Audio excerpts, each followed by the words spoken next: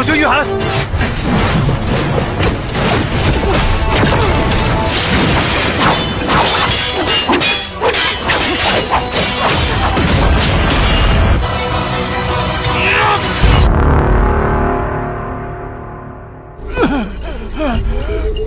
求求你听了令，绝不会让誓死用尽全力吧？公子放心，到你效力的时候了。是。Dan tiba-tiba seorang petugas melaporkan bahwa gudang kayu terbakar. Namun Kyusui yang cerdas mencurigai bahwa kebakaran tersebut untuk mengalihkan perhatian. Dia pun pergi ke pavilion Jinmei, tempat disembunyikannya Nyonya Wu. Dan benar saja, Kyu sudah berada di sana. Namun tiba-tiba dia diserang oleh Tang Pang yang sama-sama ingin mendapatkan Nyonya Wu.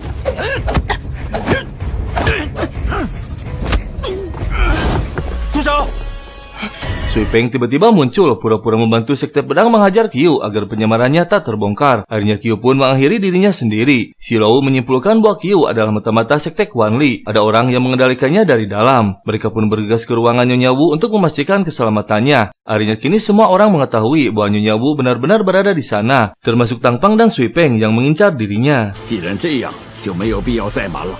这位就是吴老夫人。有礼了。拜见周老夫人。 Mereka pun berkumpul di depan Nyonya Wu. Para pendekar merasa penasaran mengapa plakat pahlawan dunia berada di tangannya. Padahal Nyonya Wu bukan seorang pendekar. Dia pun menceritakan bahwa 13 tahun yang lalu pasukan Bei Huang menyerang istana dengan brutal, hingga terpaksa Kaisar menyelamatkan diri keluar dari ibu kota. Tak lama 3 sekte besar yaitu Sekte Wudang, Shaolin, dan Imei mengumpulkan pendekar dunia dan menciptakan plakat pahlawan dunia dengan memakai kristal berkualitas tinggi dan bersumpah siapapun yang mampu mengalahkan dan mengusir pasukan Bei Huang maka akan diberikan plakat tersebut. Dan tiba-tiba muncul seorang pendekar tak tertandingnya bernama Guangtu. Dia mampu meratakan pasukan Bei Huang seorang diri.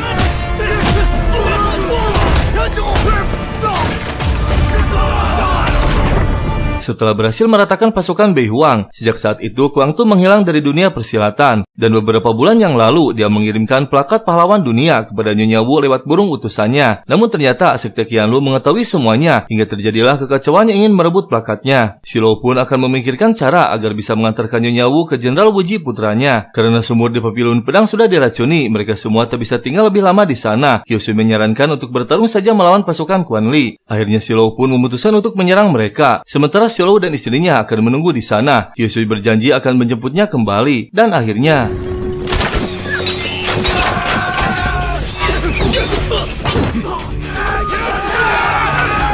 setelah berhasil keluar dari pavilion pedang, mereka membagi tugas menjadi 4 kelompok. Para pendekar tingkat tinggi melawan petinggi mereka untuk mengalihkan perhatian dan mengulur waktu memberikan peluang bagi 3 kelompok untuk melarikan diri. Nyonya Wu diberikan pakaian hitam tertutup wajah dan membuat 2 cloningan lain untuk dibawa oleh 3 kelompok. Yang mengetahui Nyonya Wu yang asli hanya Kyusui dan orang tuanya. Mereka pun tiba di sebuah hutan. 2 kelompok akan memancing mereka yang dipegang oleh Kyusui dan petinggi lainnya. Sedangkan Nyonya Wu yang asli diberikan kepada kelompok yang dipegang oleh Tang Pang dan Sui Peng.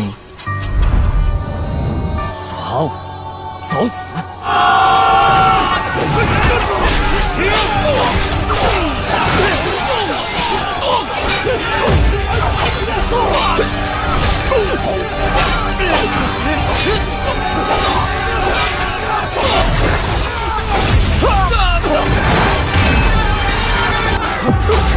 不要走！走！赛车，快走！你走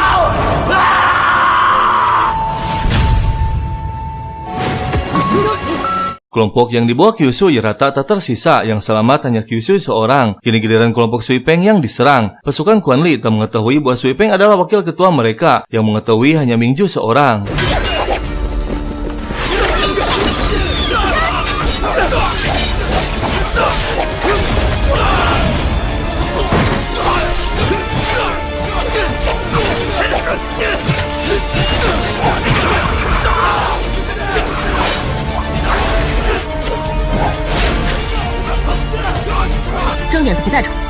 Dan ternyata dengan mengejutkan, Nyonya Wu yang asli bukan bersama Sui Peng. Semua telah direncanakan dengan matang oleh Kyusui. Mereka pun bergegas pergi mengejar satu kelompok lagi yang tersisa. Sementara Kyusui yang melarikan diri dikejar oleh Yang Qin. Yang ternyata Kyusui telah menjebak mereka.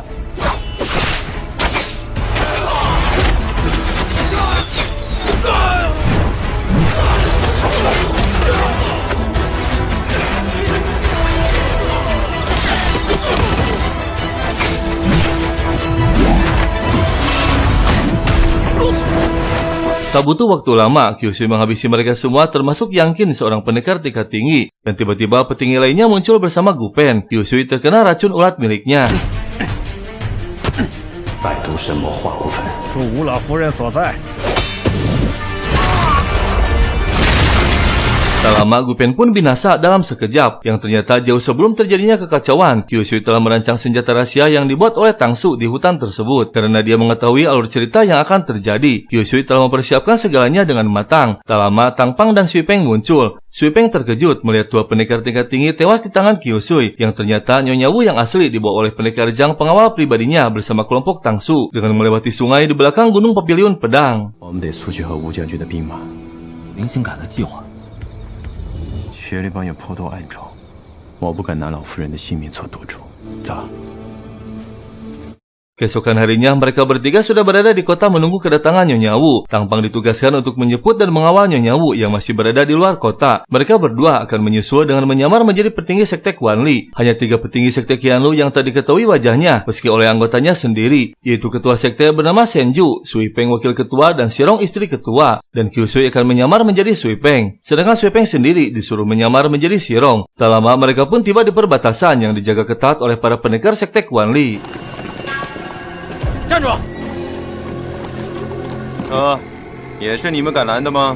所有人都不许出战。一柄素扇，这莫非是柳副帮主？这里的难道是帮主夫人？这也是你该问的吗？一窥见过夫人的背影。大胆！这是帮主夫人，是流云水袖。 都让开！ Setelah berhasil keluar kota, mereka pun kembali bertemu dengan Tang Pang. Dia tak menemukan keberadaan Nyonya Wu. Mereka pun akan mencari jejak dan petunjuk memasuki hutan lebih dalam lagi. Dan akhirnya, mereka menemukan Nyonya Wu yang dibawa kelompok Tangsu. Tak lama muncul Cuyu dan putranya. Mereka pun memutuskan untuk beristirahat di sana sebelum melanjutkan perjalanannya. Namun tiba-tiba, mereka keracunan dari makanannya. Dengan mengejutkan, ternyata ulah Cuyu, saudara perguruan Xiolu. Ternyata Cuyu adalah antek sekte Quanli. 夫人先走，我拦住他们。 好。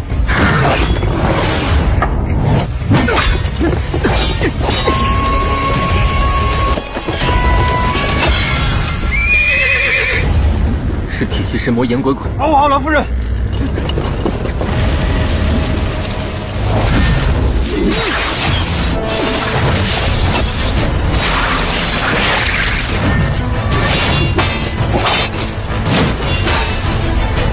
左旋御寒。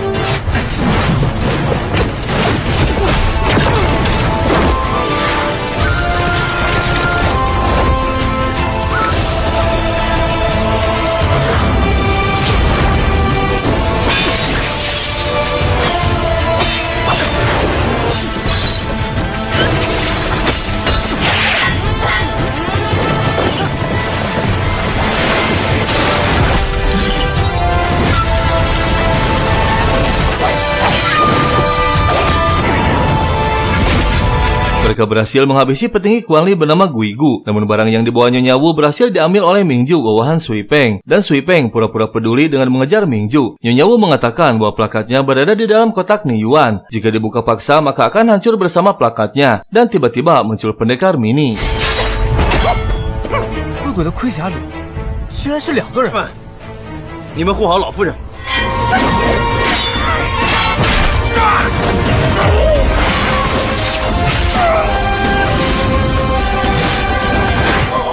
我们走。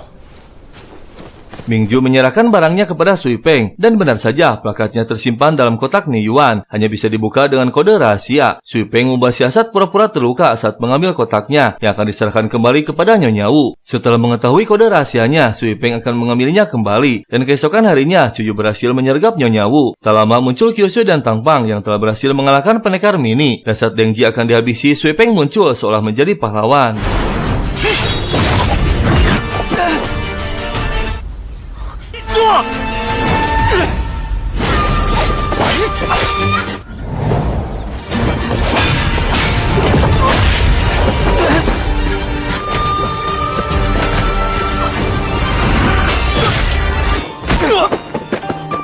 Dengan tepat waktu, pasukan kerajaan muncul yang membuat Jiseng putra Cuyu tewas, sedangkan Cuyu berhasil melarikan diri. Sui Peng pura-pura tak sadarkan diri, seolah terluka parah untuk mengambil kepercayaan dari semuanya. Tangsu terluka parah oleh pedang Cuyu dan bergegas dibawa ke markas militer. Namun tak lama, akhirnya Tangsu tak mampu bertahan.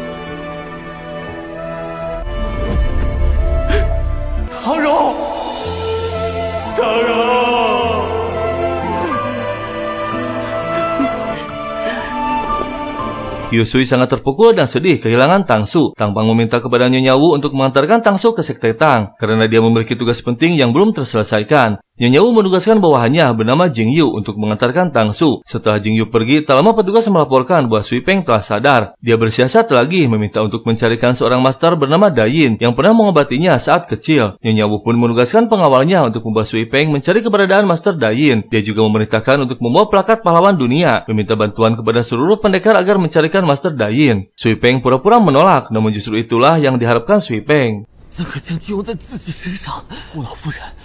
护送司令，英雄令存世的意义呀，可以用英雄令去救人性命。张大侠，午后便启程吧。走。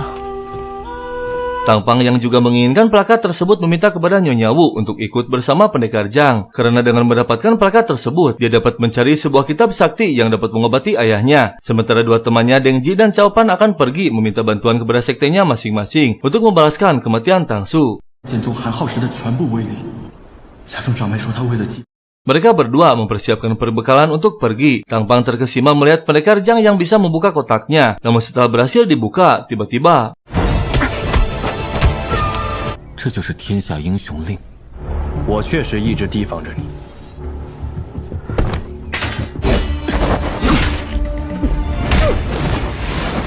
pendekar Zhang terluka parah dan tak mampu menandingi Sui Peng dan berhasil mengambil plakatnya. Namun saat Tang Pang akan dibawa, tiba-tiba Kyusui muncul. Akhirnya dia mengetahui kebusukan Sui Peng.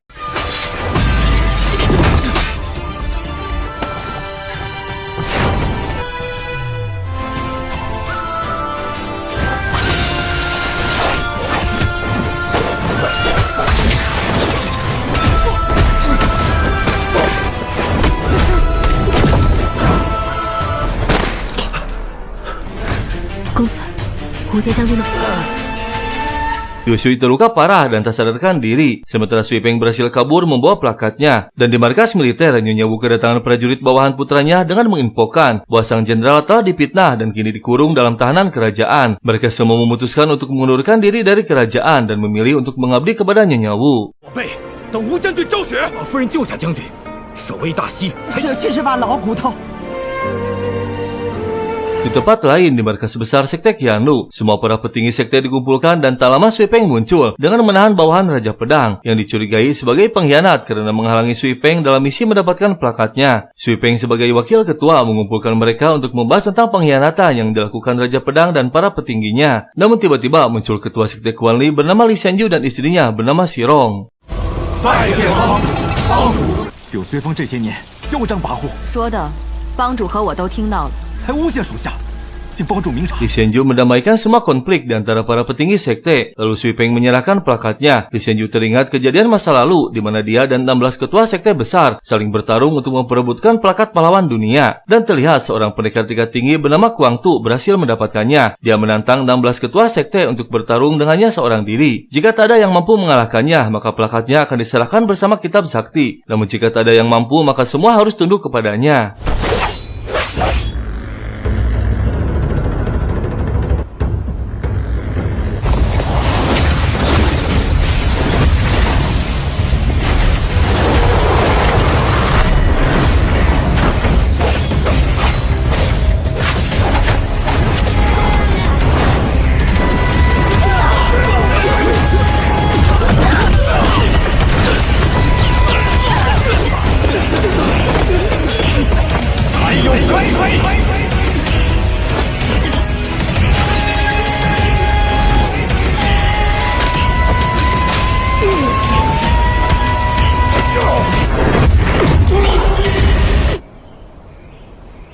Dari pertempuran tersebut, tak ada satu pendekar pun yang mampu menandingi kesaktian Kuang Tu. Dan dengan mengejutkan, plakat yang dibawa oleh Sui Peng ternyata palsu. Tak disangka, Kyusui yang selama ini diremehkan, ternyata lebih cerdas dan matang dalam bertindak.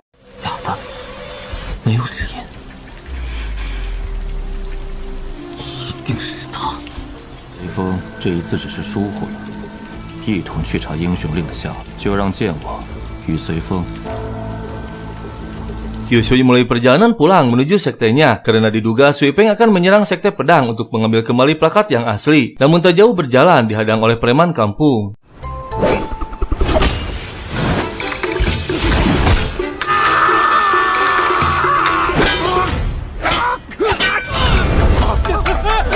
Tangpang menyusul untuk menemani Kyusui, dan selama dalam perjalanan mereka meminta bantuan kepada sekte lain untuk bergabung dengan sekte pedang. Namun karena tak ada satu sekte pun yang ikut bergabung, Tangpang membawa Kyusui meminta bantuan ayahnya di markas sekte Tang. Dan saat dia akan menemui ayahnya, tiba-tiba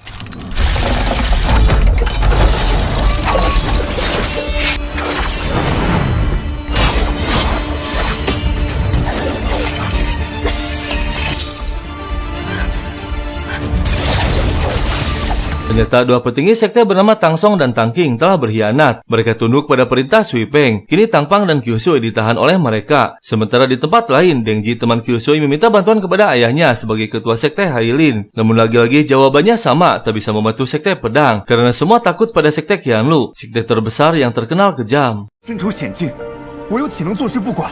也同样和萧伯伯交好，人为武，当以义为本。我自幼时，我自当。 为萧家出一份力，爹若不肯出手便罢，把他给我拦住！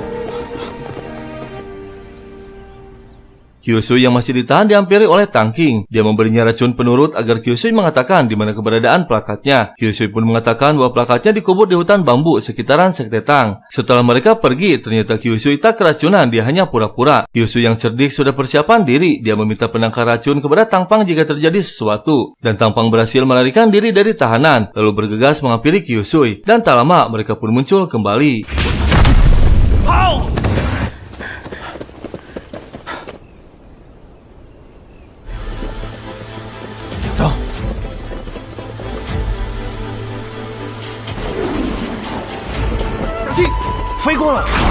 Kyusui tak sengaja merobek baju Tangpang. Dia marah dan akan menghabisi Kyusui. Karena telah bersumpah siapapun yang melihat tubuhnya maka harus dihabisi. Setelah sekian lama berdebat tak ada solusi. Pengantin wanita pemilik perahu pun memberikan satu solusi, yaitu Kyusui harus menikahinya agar sumpahnya terpenuhi. Tangpang pun menyetujuinya dan meminta untuk memecahkan formasi sekte Tang bersama Kyusui. Baru setelah itu dia bisa menceraikannya lagi.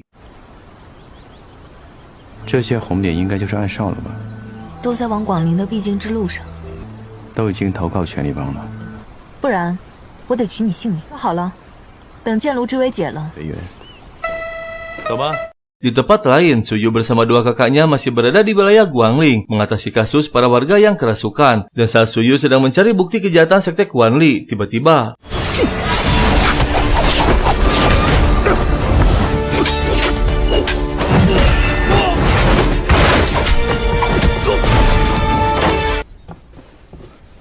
要不是来得及时，你们早就没命了。肯定是来清理罪证的。刚刚那个黑衣人，这是我刚才发现的。这些村民中毒发狂。 Kyusui menyuruh Tangpang untuk menunggu di sebuah penginapan. Dia akan menemui ketiga kakaknya terlebih dahulu. Namun saat menghampiri sebuah kedai, pemilik kedai mengatakan bahwa pemilik penginapan bukan orang baik. Ditakutkan Tangpang dalam bahaya. Kyusui pun bergegas mendatangi penginapan tersebut. "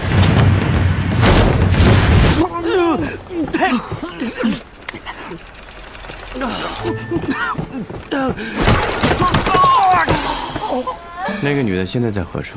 不要抓，是权力帮要抓，抓了萧秋水，就拿一个令牌两。 Ternyata Tangpang sudah mereka serahkan kepada petinggi sekte Guanli bernama Chang Seng. Kyusui mengelabui mereka yang sedikit on untuk mencari keberadaan Chang Seng, agar mereka sendiri yang mendapatkan hadiah langsung dari sekte Qianlu. Namun setelah berada di hutan, tiba-tiba mereka berdua dibawa oleh Chang Peng. Dan tak lama, teman-teman Kyusui telah kembali. Deng Ji meminta maaf karena gagal mendapatkan bantuan dari ayahnya. Namun dia mendapatkan bantuan dari sekte Qiu dua pendekar kembar bernama Miao dan Musuang. Mereka berdua menyarankan untuk menemui seorang pendekar sakti bernama Han San, penguasa wilayah Guangling. Kyusui menugaskan mereka untuk memberitahu ketiga kakaknya agar segera pulang. Sementara Kyusui akan menemui Han San di hutan Yigong. Dan setelah berada di sana, Kyusui terkejut banyak pendekar yang meminta keadilan. 评评理！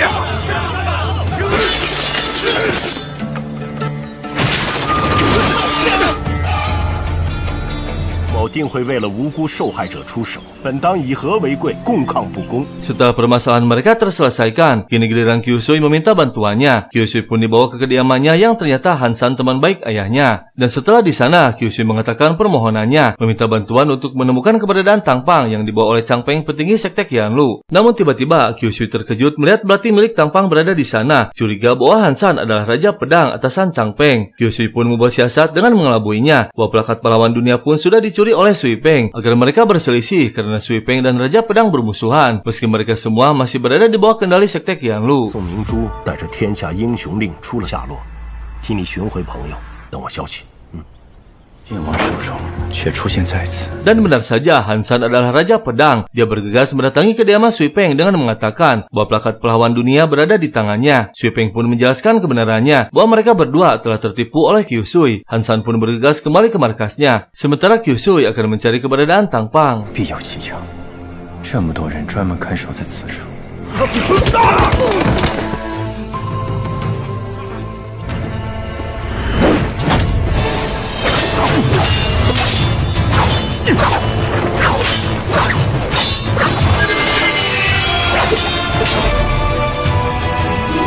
Semua teman Kyusui akhirnya bertemu dengan ketiga kakaknya. Mereka pun menjelaskan semuanya bahwa sekte pedang kini dalam bahaya. Tak lama muncul ketua sekte Bisan bernama Yu Ying. Dia mengatakan bahwa para ketua sekte telah mengirim pesan kepada sekte Wudang dan sekte Shaolin untuk menurunkan para pendekar sakti membantu sekte pedang. Mereka juga mengabarkan bahwa Kyusui kini sedang berada di kediaman Hansan untuk meminta bantuannya menemukan Tang Pang. 我亲自去警区大小，瑞星是毛子，他一个人去我不放心。大哥，我随你同去。 Kyusui kini ditahan oleh Hansan. Ternyata seorang pendekar sakti yang terkenal adil dan bijak hanyalah kedok. Hansan berhasil mengelabui seluruh pendekar dunia karena tak ada yang tahu bahwa Hansan adalah Raja Pedang Sekte Quanli. Hansan mengancam untuk segera menyerahkan plakatnya jika Tang Pang ingin selamat. Namun tiba-tiba petugas melaporkan ada seorang pendekar yang ingin menemuinya. Kyusui pun dibawa ke dalam dan ditotok nadinya agar tak bergerak. Tak lama seorang pendekar bernama Junsan muncul. Dia mengabarkan bahwa ada Raja Pedang Sekte Quanli yang diam-diam berada di Guangli. Junsan tak mengetahui pada Raja Pedang adalah Hansan, dan tiba-tiba Kyusui berhasil melepaskan ikatannya. 前辈当心，开山是剑王。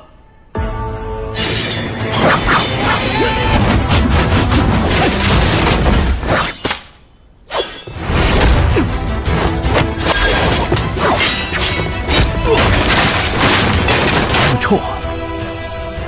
你会毒发神吗？唐初瑜，你已中毒。